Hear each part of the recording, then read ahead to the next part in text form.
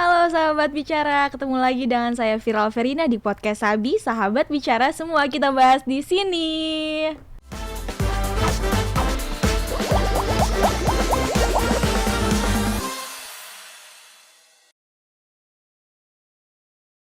Halo sahabat bicara, ketemu lagi dengan saya Viral Verina di podcast Sabi, sahabat bicara semua kita bahas di sini. Sahabat bicara, kembali Vira ingatkan ya bahwa akan diselenggarakan Ganjar Pranowo Festival yang kelima. Kali ini akan diselenggarakan di Kota Palembang, tepatnya di tanggal 26 November 2022 dengan pengisi acara diantaranya seperti Stefan Pasaribu, ada The Rain, ada Soulja, dan juga ada Dewi Persik. Di sana akan diselenggarakan pesta rakyat, ratusan UMKM, dan juga akan meningkatkan pariwisata.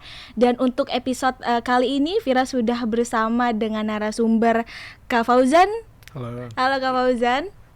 Kali ini ya sahabat bicara, kita akan berbicara tentang pentingnya kesadaran hukum ya. Dan salah satu diantaranya tuh isu yang lagi viral tuh kemarin tuh tongkat baseball gitu ya Kak ya. Ada pengendara mobil dipukul dengan tongkat baseball. Dan bagaimana kita harus bersikap, meresponnya bagaimana, selengkapnya kita akan bahas ya dengan Kak Fauzan. Kak Fauzan, terima kasih sudah hadir di podcast Sabi kali ini. Terima kasih. Dan ini Kak Fauzan tuh memang menggeluti dunia hukum gitu ya Kak? Saya S1 dan S2 emang hukum. Oh ya? S1-nya hukum, S2-nya ambil apa Kak? Ambil kenotariatan. Kenotariatan? Ya. Kenapa tuh Kak? Kenapa bisa tertarik dengan Oke. Thank you sebelumnya. Ini kembali kepada motivasi saya di awal sebetulnya. Di mana ketertarikan saya terkait dengan dunia hukum ini bukan baru kemarin ya. Saya sejak SMA itu sangat mengikuti beberapa, misalnya setiap hari Selasa di zaman sekolah itu ada Indonesian Lawyer Club yang juga membahas kasus-kasus besar gitu kan. Ini tentu menjadi menarik bagi saya kok. Permasalahannya hanya pada konteks politik dan hukum. Nah, ada lebih banyak tentang hukum, misalnya kasus Senturi, misalnya kasus di tahun itulah ya Kak. Iya. Dan berarti Kakak SMA-nya ngambil IPA atau IPS Kak? IPS. Oh IPS, jadi memang sudah bacaannya tuh bacaan buku-buku hukum gitu Kak? Iya. Oh sudah baca buku-buku tuh kayak baca pasal-pasal gitu atau cuma buku-buku ringan? Enggak sih, lebih kepada sosiologi ya. Oh sosiologi. Yeah. Oke, itu dari zaman SMP atau zaman SMA? Zaman SMP itu lebih tertarik kepada beberapa investor. Oh oke, baik. Zaman SMA itu lebih ke sosial. Ke sosial ya. Oke. Dengan memasuki dunia kuliah, jadi semakin ini lagi ya Kak, makin aktif lagi tentang mempelajari hukum-hukum ya. Betul. Di hukum S1 hukum itu aktif juga di organisasi atau bagaimana Kak? Beberapa kali di organisasi ya. Pastinya mahasiswa baru itu kan perlu beradaptasi dengan fakultasnya sendiri gitu kan, selain dengan kampus yang ospek kampus gitu kan, perlu juga untuk beradaptasi di kampusnya sendiri, entah itu dengan pembelajaran, entah itu juga dengan organisasi. Satu sisi juga mahasiswa baru itu butuh namanya teman baru gitu kan. Ya mungkin dengan masuk organisasi ya masuk bagian daripada mencari relasi gitu ya. Iya, jadi kayak masuk kuliah, jadi mau nggak mau sebagai generasi muda dituntut untuk melek hukum, sadar hukum gitu ya Kak? Iya betul. Oke, dan ditambah ini Kak, belakangan ini tuh baru-baru ini 6 hari 7 hari yang lalu tuh lagi ada berita viral di mana pengendara mobil itu dipukul dengan tongkat baseball gitu Kak, karena perkara parkir. Itu Kakak mengikuti kasus itu, tanggapan Kakak tuh gimana? Oh iya, terkait dengan kasus baseball ya. Menarik sih emang kita lihat di mana saya kiranya itu ribut-ribut apa gitu, kayak wow gitu ya. Dilihatnya kan tiba-tiba dipukul kayak gitu kan. Iya. Tapi ke depan kita lihat ternyata yang bersangkutan udah ditangkap gitu ya. Dan itu harusnya gimana Kak kalau kita tunggu deh, sebelum aku nanya ke Kak Fauzan, mungkin aku nanya dulu ke Kak Karian dan Kak Doni misalkan. Kalau misalkan di tengah jalan tiba-tiba dipukul sama tongkat baseball, Karian bakal gimana Kak? Bakalan marah sih kalau tiba-tiba dipukul kan. nggak tahu kan gue salah apa nih. Iya udah. Tiba-tiba Marahnya tuh ngamuk mukul balik atau kayak masih lebih mungkin vokal lebih aja ya? lebih ngajak warga orang itu bahkan mobilnya. Tapi kemarin juga tuh kalau misalnya ngikutin, kemarin juga ada tuh anak sekolah. Heeh. Itu dia berhenti nendang Nenek-nenek, iya betul. Iya, bisa tuh mungkin diedukasi. Kalau Kak Doni bakal mukul balik atau kayak diem aja? Akan nggak kena, saya jalan aja. Gua yang kena. Iya, dia kena dia. Nah itu, kalau misalkan kayak tadi gitu, boleh nggak sih kita mukul balik gitu kan sebagai bentuk reaksi? Dalam hukum itu ada namanya pembelaan sebetulnya. Tapi kategori pembelaan itu ada pembelaan untuk diri sendiri, ada pembelaan yang secara terpaksa misalnya. Tetapi dalam konteks itu sebetulnya ya daripada kita nyari masalah di jalan gitu ya, mungkin lebih baik kita ke polsek atau polres terdekat, ke SPKT, menunjukkan bahwa bukti lebam gitu, diminta untuk adanya surat apa namanya biar bisa visum et repertum gitu Oke, ya. berarti kita harus nunggu dipukul sampai lebam dulu gitu Kak, baru bisa ngelapor. Oh enggak dong. Jadi kita harus ngapain Kak kalau misalkan tiba-tiba dipukul, wah gitu, harus gimana? Diem aja ngevideoin? Biasanya kan seperti itu, ada spontan kan. Uhuy. Ayo lanjutkan. Oke. Rasa tertarik untuk pengen mukul balik itu kan pasti ada gitu kan. Tapi itu ya namanya penganiayaan kan. Itu masuk dalam pasal penganiayaan. Kalau sudah dipukul terus masih dipukul terus, ya bisa jadi gitu kan kita ada rasa spontan untuk melawan. Tapi kan ada mekanisme hukum, ya udah kita serahkan proses hukum aja langsung gitu kan. Oke, Kak, misalkan nih ya Vira punya teman-teman gitu kan, teman-temannya memang kalangan muda lah, seumuran sama Vira kurang lebih. Terus bentuk apa aja sih Kak yang bisa dilaporin ke kalau kita bisa mau melaporkan tuh bentuk apa aja gitu Kak? Apakah kalau misalkan cuma dicubit bisa ngelaporin teman, atau kita lagi main games online misalnya kan, kita main e-sport tiba-tiba teman ngatain kita dengan umpatan yang kayak sarkastik yang ngebikin hati baper gitu, itu bisa dilaporin atau enggak Kak? Oke, menarik nih yang pertama yang soal konteks game ya. Biasanya kalau kita main games itu kan emang anonimus ya. Yang pertama. Terus yang ya biasa aja di games itu biasanya saling jelek-jelekin bla bla bla bla bla dan sebagainya. Biasanya kalau di PUBG itu lo noob gitu kan. Omong-omong kayak gitu itu, tapi satu sisi satu yang harus kita tarik bahwa tidak semua itu harus diselesaikan melalui mekanisme hukum. Kalau kayak gitu kita ingetin aja gitu. Kita baru ketemu nih pertama kali ketemu misalnya virtual istilahnya gitu ya? main random gitu kan, iya, tiba-tiba ketemu terus ngomong-ngomong hal-hal yang kayak gitu, ya tergantung kita sih sebetulnya. Oke, berarti nggak mesti melulu bisa dilaporkan gitu ya Kak. Cuman kalau kita mau ngelaporin harus punya apa Kak? Masa cuma kayak ngadu aja ke Pak Polisi, saya mau lapor saya habis dicubit sama teman saya gitu Kak? Tentu identitas yang bisa mengarah kepada pelaku sebetulnya. Identitas berupa? Ya baik itu misalnya kalau di jalan ada nomor plat kendaraan mungkin, atau mungkin bisa berbentuk foto, atau yang lebih tren sekarang ada langsung di videoin kayak gitu. Kayak misalnya kasus yang belum penganiayaan kayak di tol yang Gatsu kalau nggak salah di Cawang. Ya. Oke, itu bisa dilaporkan karena buktinya apa tuh Kak yang di tol Gatsu? Buktinya tuh lebih clear ya sebetulnya. Pertama itu ada bukti pemukulan, terus yang juga kedua itu ada video penganiayaannya. Baik, jadi memang harus ada video dan juga bukti-bukti yang konkret gitu ya Kak? Sebetulnya nggak perlu video ya, sebab kalau misalnya saksi kalau saksi kalau saksi juga nggak perlu sebetulnya. Oh loh, terus jadi perlunya? Kalau misalnya begini, kita lagi naik motor sendirian nih, tiba-tiba ada orang yang nyenggol kita, terus kita iniin balik, dia kayak marah-marah gitu kan, bla bla bla bla, dan akhirnya memukul kita gitu. Kita nggak ngerespon dia dengan tangan juga misalnya, tetapi terus mukul kayak gitu, tentu kita yang paling ini kan identitasnya, kita nggak mungkin minta yaudah sini KTP lo gitu kan. Sini gue harus nanti di polisi gitu. Dimintain gitu. KTP di foto kayak gini buat jadi pinjol kan. Malah jadi rugi gitu kan Kak.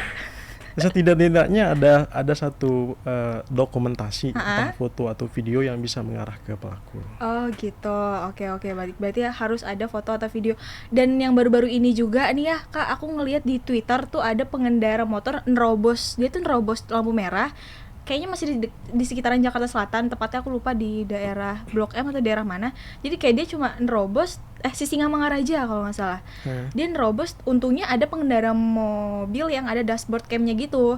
Jadi dashboard cam-nya itu nge-record, emang auto record gitu. Tiba-tiba memang posisi semua sepi, tiba-tiba pengendara motor itu kayak dia ngebawa paket jumlah yang besar, dia nerobos dan ya ketabrak sama mobil sedan hitam, jedar, dan dia itu pengendara motor terbang gitu Kak. Wah, parah banget diketawain. Tapi memang dan luka gitu Kak akhirnya, dan itu bisa buat dilaporin gitu ya. Walaupun buktinya itu dimilikin bukan dari si pelaku dan bukan dari si korban gitu. Iya, dalam hal itu tentu kita harus objektif ya untuk bisa melihat kasus itu lebih jernih gitu kan. Kalau misalnya dalam konteksnya kayak gitu, lampu merah itu kan untuk mengisyaratkan kita berhenti dan untuk jalan misalnya kalau hijau. Kalau misalnya udah merah tapi jalan, ya tetap dia yang salah sebetulnya. Oh gitu. Kalau Kak Fauzan sendiri pernah nggak pengen ngelaporin orang karena apa atau hampir dilaporin gitu Kak? Pernah mau dilaporin, pernah mau ngelaporin juga pernah. Wah iya, serius Kak? Jadi gini, zaman saya SMP itu saya paling tidak suka melihat orang-orang yang kayak belagane gitu. Belagane dalam artian nantangin orang yang merasa sok jago gitu kan. Gitu. Kayaknya lo kalau lawan gua bisa biasa zaman-zaman remaja kayak gitu. Kayaknya kalau lawan gua bisa nih gitu kan. Pada akhirnya kita berantem dan dia bonyok lah gitu kan. Akhirnya waktu itu sempat mau dilaporin. Oh, Kak Fauzannya tuh temennya? Teman Ya? kelas ya. Tapi akhirnya enggak ya? Akhirnya ya selesai dengan damai lah. Kan kalau di sekolah itu kan ada guru BK yang sebagai mediator kita gitu. Betul. Jadi perlu juga dari mediator ya Kak ya. Iya. Terus kalau misalkan Kak Fauzan pernah nggak hampir dilaporin juga? Nggak pernah ya? Jangan sampai amit-amit gitu ya. Nggak pernah. Melaporin orang pernah. Oh, melaporin pernah? Pernah saya mau melaporin orang ya. Pernah Kak? Itu tentang apa tuh Kak? Jadi mungkin nggak perlu spesifik sih, cuma kayak secara garis besar itu sebetulnya simpel ya. Di dalam kehidupan kita bermasyarakat cukup kita menjaga ketertiban itu bagian daripada tujuan daripada hukum. Tapi begini, waktu itu ayah saya tiba-tiba datang menghadap saya sekitar berapa tahun yang lalu ya, sekitar 2 atau 3 tahun yang lalu gitu. Oh, saya mau saya mau dibunuh gitu kan. Oh, ancaman gitu ya? Bukan saya ngeliat bukan cuma hanya sekedar ancaman, tapi kalau di rumah itu kan ada kayak sabit atau apa gitu, tiba-tiba udah di sini nih. Oh, secara langsung gitu secara ya? Langsung ya. Ya tentu respon saya ya ngapain bapak, dalam hati saya ngapain bapak nguliahin saya gitu kan. Ya udah bagian urusan saya aja gitu. Ini keren nih sahabat bicara, ini harus dicontoh nih karena kesadaran hukum tuh kadang suka relate sama kehidupan sehari-hari ya Kak. Ataukah misalkan nanti di tengah jalan parkir motor sembarangan tiba-tiba bannya dikempesin ya kan, ini sebagai resikonya.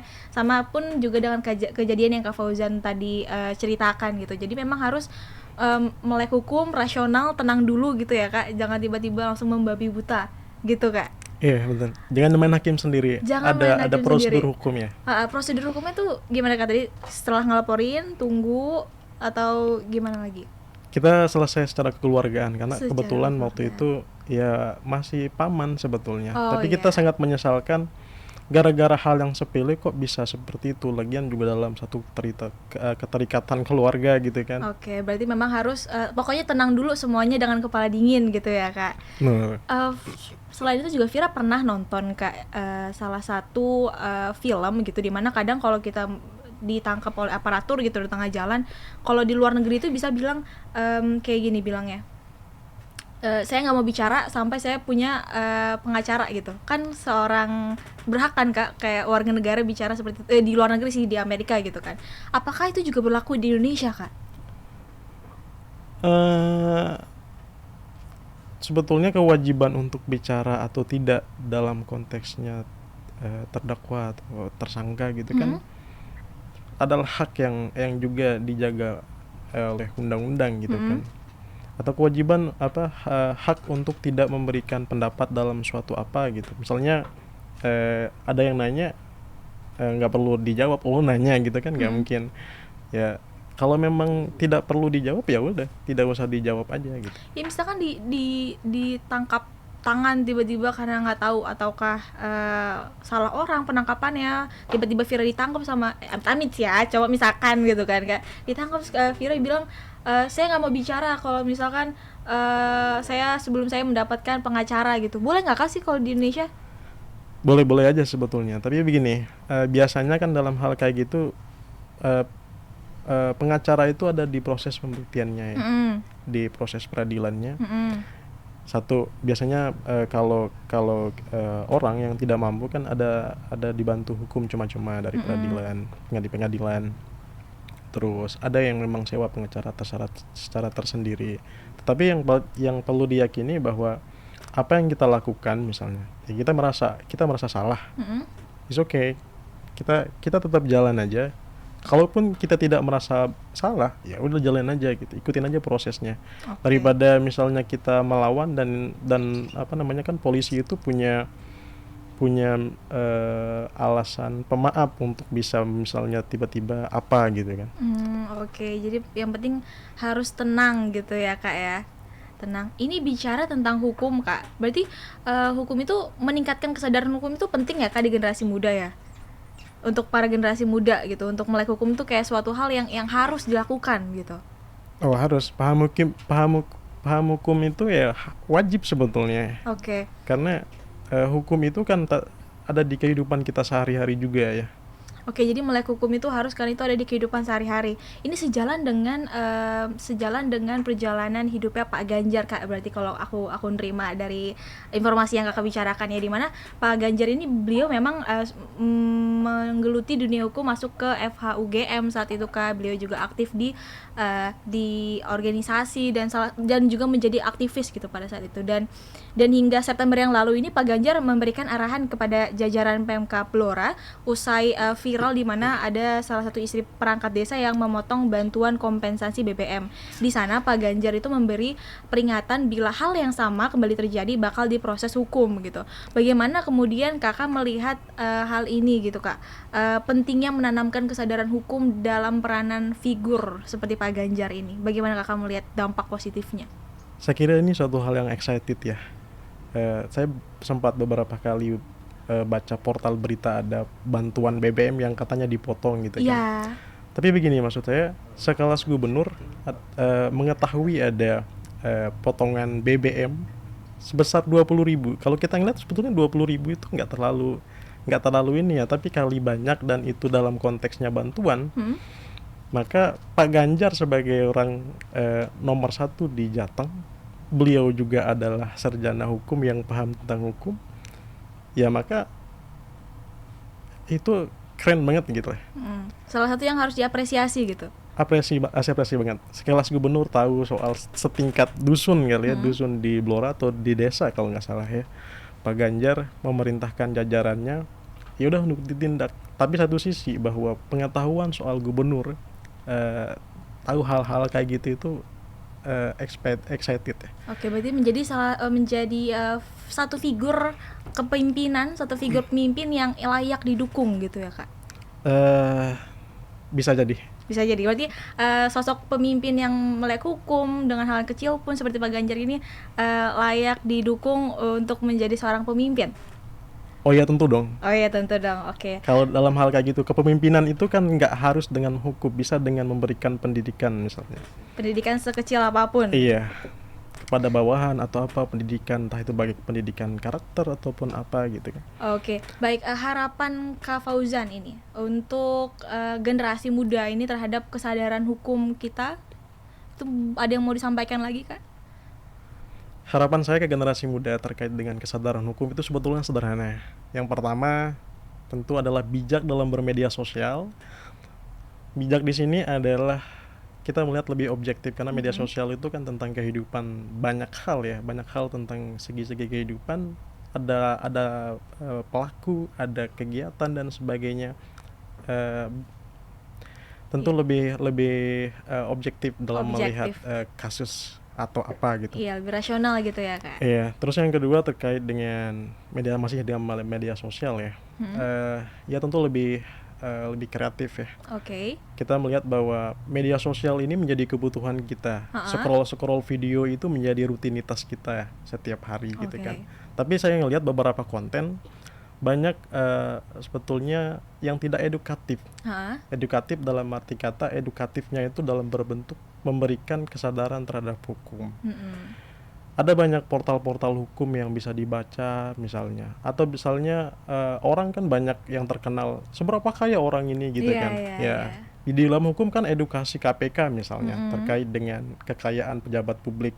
Misalnya bisa aja seberapa kaya Pak Presiden Jokowi gitu. Berdasarkan data tahun ini di LHKPN gitu kan. Jadi harus kreatif bla bla bla bla dan sebagainya. Itu yang pertama. Terus yang kedua misalnya terkait dengan banyak hal kasus-kasus hukum yang bisa dibahas dan banyak orang yang tidak tahu soal itu misalnya. Atau misalnya terkait dengan saya pernah ikut dulu kasus Fast Travel misalnya. Apakah Anda tahu kasus Fast Travel bla bla bla bla bla bla dari CV menjadi VT dan akhirnya bisa untuk ini dan sebagainya gitu. Ternyata jadi harus kreatif dan kritis gitu ya, Kak? Yang bisa mendorong untuk bisa belajar terkait dengan apa yang bermasalah dengan hukum misalnya. Betul. Dan yang terakhir Kak, harapannya? Ada lagi? Itu saja sih. Itu saja. Oke, berarti sahabat bicara untuk sadar hukum, sebagaimana yang disampaikan Kak Fauzan, kita harus melek hukum sadar, kita harus kreatif, kritis, dan juga harus rasional gitu ya Kak dalam menggunakan media sosial di kehidupan sehari-hari. Oke. Itu. Dan untuk Kak Fauzan, ada lagi yang mau disampaikan gitu kan? Tadi kita juga sempat bicara mengenai sosok Pak Ganjar yang beliau ini memberi peringatan gitu kan apabila terjadi di seperti kasus di September yang lalu gitu.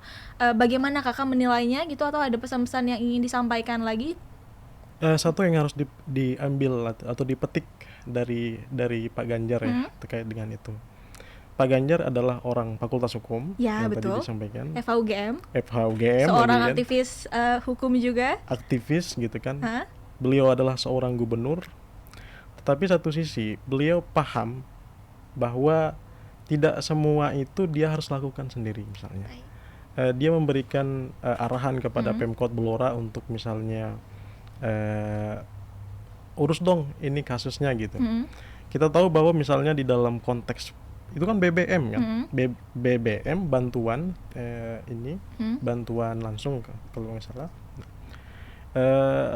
yang dipotong sebesar 20.000 sekelas gubernur. Di situ Kakak melihat apa? Melihat hal apa Kak? Melihat sisi kemanusiaannya, di mana Pak Ganjar benar-benar mengawal adanya bantuan kepada fakir miskin.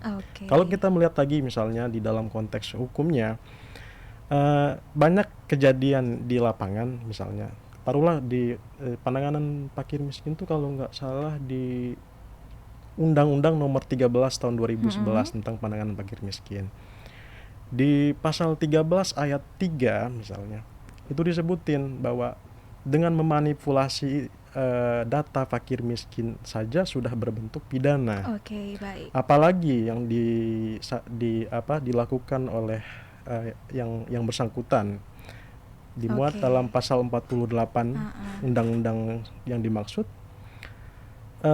Penggelapan dana untuk itu diancam penjara 5 tahun loh. Berarti ada pidananya dan Pak Ganjar juga salah satu mendukung hal tersebut gitu ya Kak, mendukung untuk segala elemen masyarakat ini harus sadar hukum dari hal kecil 20.000 sekian ribu rupiah gitu ya Kak.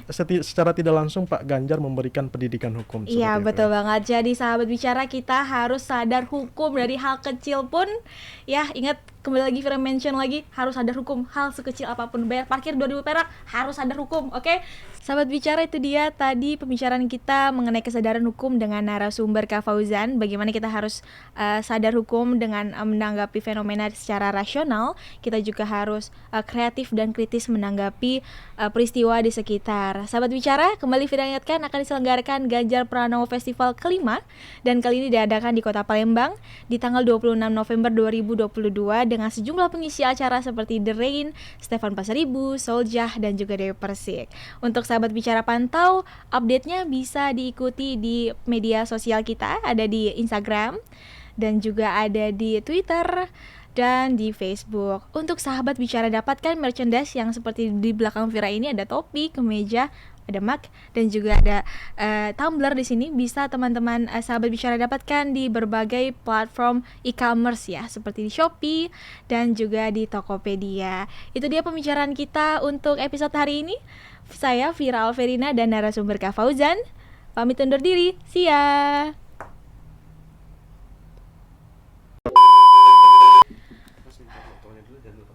Oh iya, baik.